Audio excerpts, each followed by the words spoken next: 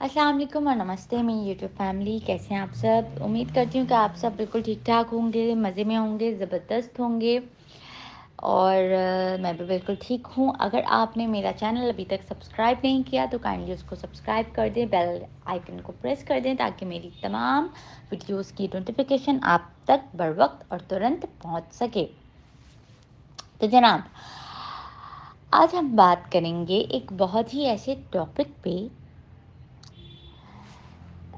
जिससे आप तो ज़रूर, ज़रूर, ज़रूर रिलेट करेंगे and that is taken granted.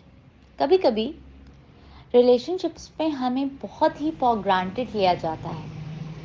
आज हम बात करेंगे कि ऐसा क्यों होता है और इस चीज़ को हम कैसे रोक सकते हैं ताकि हमारा रिश्ता टॉक्सिक ना रहे, हमारा रिश्ता हेल्दी रहे।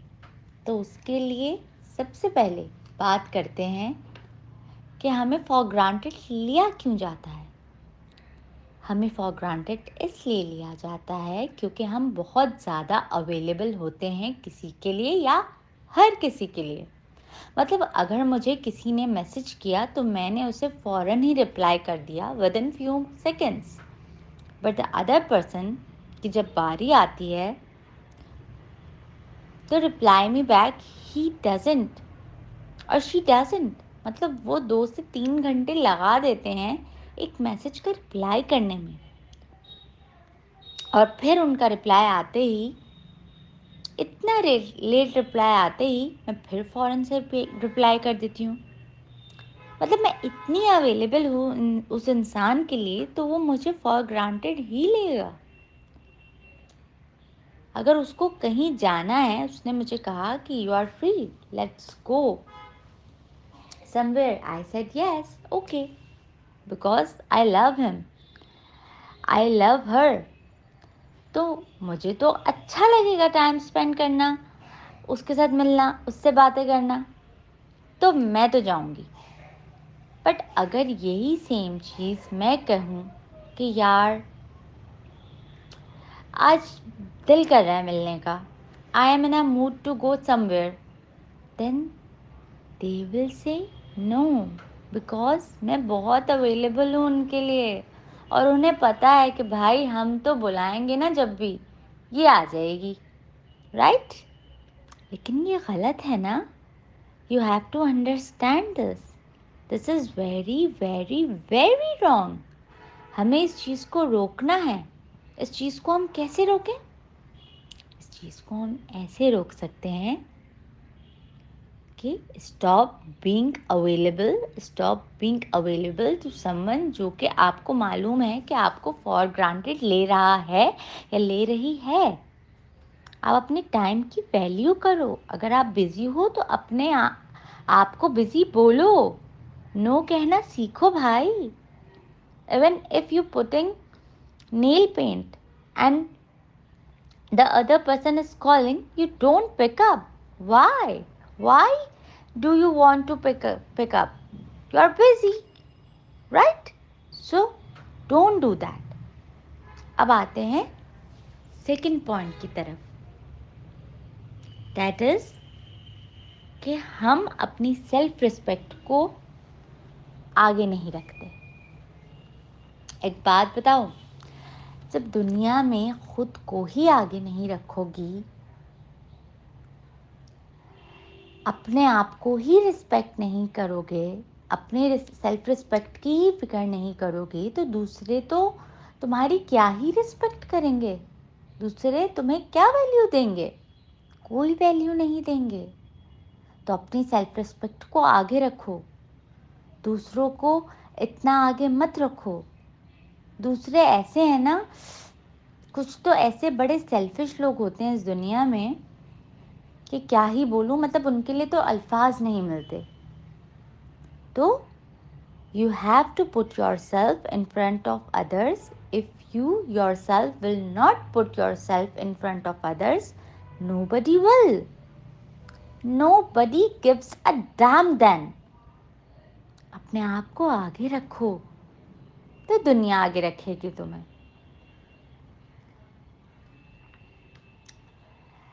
वरना उसको तो पता है कि इसकी तो कोई सेल्फ रिस्पेक्ट ही नहीं है, मैं रूठूंगा या मैं रूठूंगी, ये तो मना लेगी, ये तो आ जाएगी। So don't do that. अब आते हैं हम थर्ड पॉइंट की तरफ, विच इज़ कि तुम सामने वाले को ना बता देते हो, उसको जता देते हो कि वो तुम्हारी वीकनेस है। भैया तुम्हारा तो गुजारा नहीं है उसके बिना। जब उसे ये पता होता है ना कि मैं तो इसकी कमज़ोरी हूँ, मैं तो इसकी वीकनेस हूँ, मैं तो इससे कुछ भी करवा सकता हूँ या कुछ भी करवा सकती हूँ, अब तो भैया गेम मेरे हाथ में है, ball is in my court and I know how to play. Don't do that ever in your life.